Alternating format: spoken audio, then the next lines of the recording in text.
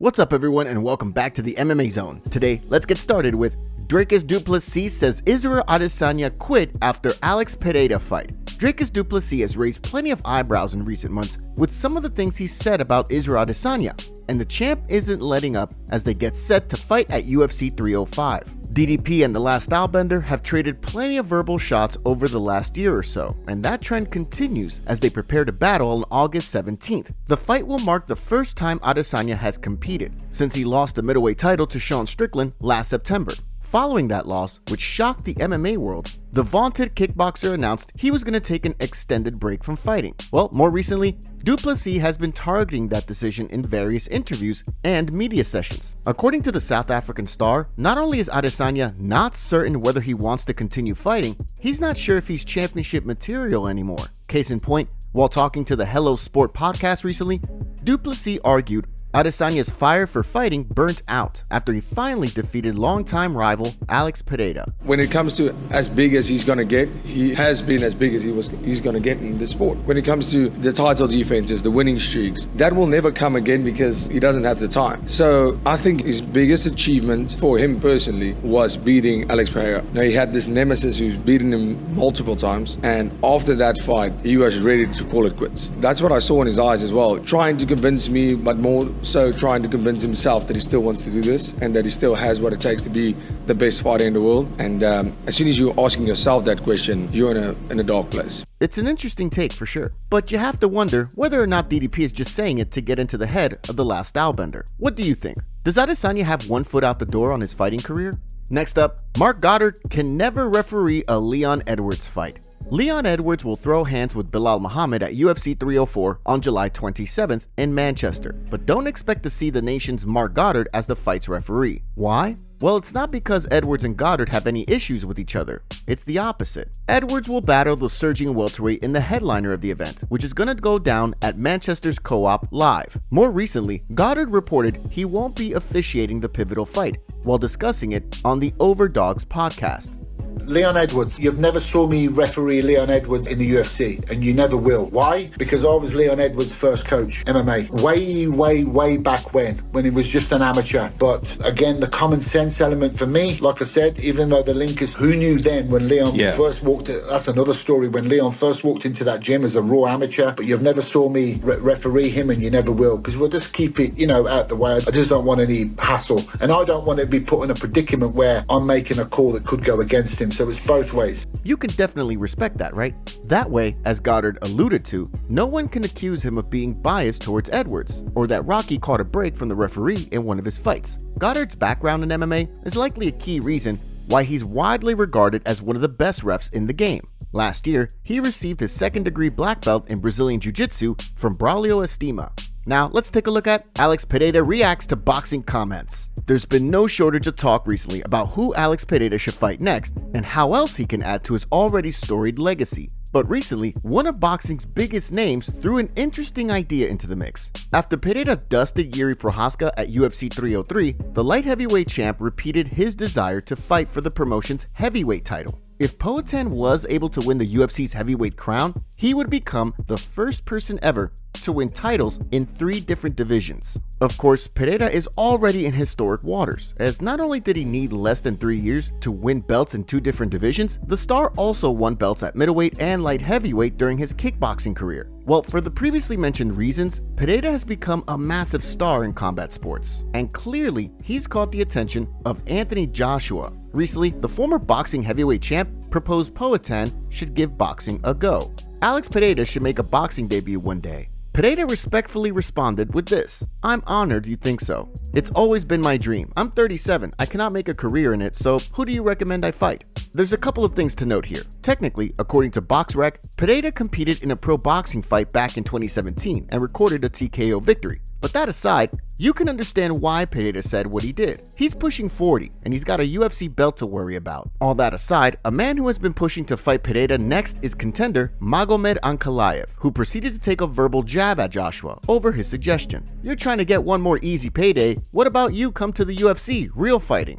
One can only assume that Ankalaev is referencing Joshua's vicious knockout of former UFC champ Francis Ngannou, which went down back in March. The bout was Ngannou's second under the boxing rule set, as last October, the Predator shocked the boxing world by taking Tyson Fury to the scorecards. Now let's take a look at UFC Fight Updates. It may be summer, but the UFC's matchmakers continue to make calls and book fights. Case in point, recently, AG Fight reported that Benoit Saint-Denis will take on Renato Moicano at the UFC's September 28th card in Paris. It's a compelling fight for sure, as not only are both men ranked in the top 15, it comes at a pivotal time in each man's career. Moicano has won 3 straight fights and has gone 6-2 since he moved up from featherweight to lightweight. So another victory over a ridiculously dangerous fighter like Saint-Denis could move Moicano into the top 10. Saint-Denis, meanwhile, is looking to get back on track after he was bombed out by Dustin Poirier in March. While a loss to the legendary lightweight is nothing to hang your head about, another loss could move Saint-Denis out of the top 15 and would definitely knock more fans off his bandwagon. Marcel Dorff recently shared that MMA Kings is reporting Vivian Araujo will no longer fight Jasmine Jasudavicius as scheduled at the UFC's July 13th card in Denver, Colorado. Instead, Jasudavicius will take on undefeated strawweight Fatima Klein, who will be making her Octagon debut. Now, let's turn to Bo Nickal reveals next UFC fight. A lot of fans are waiting to hear when and who Bo Nickal will fight next, and now we have at least part of that story in place. If you're brand new to MMA, you may not have heard of Bo Nickal yet, but if you followed collegiate wrestling, you're more familiar with him. That's because the 28-year-old is one of the most decorated and talented collegiate wrestlers to ever transition to MMA. Well, since Nickal made his way into the UFC via Dana White's Contender Series, he's lived up to the hype and then some by scoring decisive finishes in all 3 of his fights. More recently, the middleweight announced he's going to be fighting at UFC 309, which will go down on November 9th at Madison Square Garden in New York. However, Nickal stopped short of saying who he's fighting. Who would you like to see Nickal fight next? And do you think the promotion might match him up against a more experienced middleweight at this juncture of his career? Now let's jump to Aljamain Sterling calls out Diego Lopes for UFC 306. After Diego Lopes defeated Dan Ige at UFC 303, the rising featherweight said he wants to fight the promotion's upcoming Sphere show. Well, one fighter who has raised his hand and called for that bout is former bantamweight king Aljamain Sterling. Sterling has yet to be booked for his next fight, following his decision win over Calvin Kattar back in April, which was the Funkmaster's UFC debut at 145 pounds. Sterling has been trading verbal jabs with rising contender Movsar Evloev, but as this video is being produced, the fight has yet to materialize. So in the meantime, recently, Sterling called out Lopes for a scrap at UFC 306. Thinking about Aljamain Sterling versus Diego Lopes at the Sphere. Has a nice ring to it. Mozart, I don't know what the hell he's doing.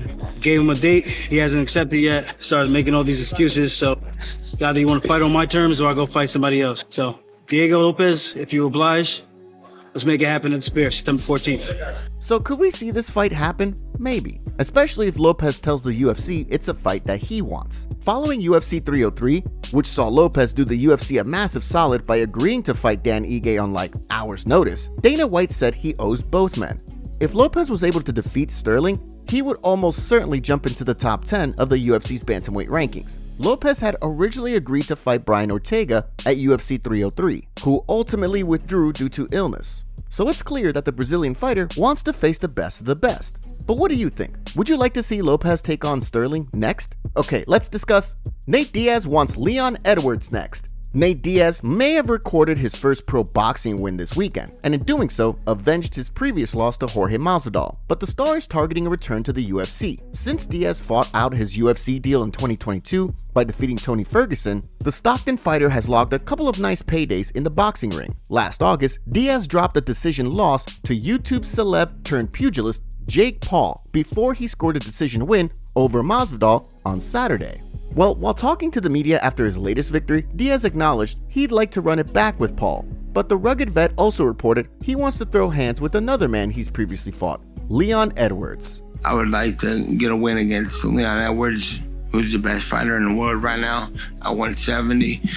And I think that's what something major who's actually gonna bring something that I could take and put in a credential box. That's what I'm going for. I'm not playing for no fun fights, because that ain't fun. This isn't the first time in recent months that Diaz has said he'd like to return to the octagon. And given he rocked Edwards in the 5th round of their 2021 bout before losing by decision, it's not surprising he wants that loss back. But given that Diaz has not defeated a ranked welterweight in years, it would be shocking if he was tapped to fight Edwards anytime soon. Not while Rocky holds the welterweight crown anyway. Yep, even if Diaz is one of the biggest names in all of MMA. Diaz's fans weren't the only people who were happy to see him return to the win column on Saturday. Former foe Conor McGregor reported via social media that he bet a cool $50,000 on Diaz to beat Masvidal. When Diaz learned of Conor's bet and the fact that he had made McGregor a huge chunk of cash, he responded with, "That's cool." That prompted McGregor to remind Diaz of the stacks of bills they generated in their massive 2016 fights. One person who was not happy with the outcome, of course, was Masvidal. Gamebred believes the fact that the fight went down in California, where Diaz is a god, impacted how the judges scored the fight. I definitely knew the judges were influenced by the crowd because a lot of those shots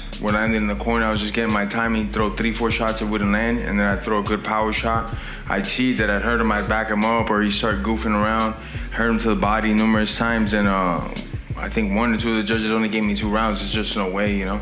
What do you think? Did you see the fight? And do you think Masvidal was shafted by the judges? Arman Tsarukyan sends a warning to the lightweight division. After both Charles Oliveira and Michael Chandler called out Islam Makhachev for a title fight, Arman Tsarukyan chimed in on Twitter telling everyone that he is in fact next in line for the title. He tweeted, "I'm the one fighting for the title next. The rest of you can take a seat. #and new."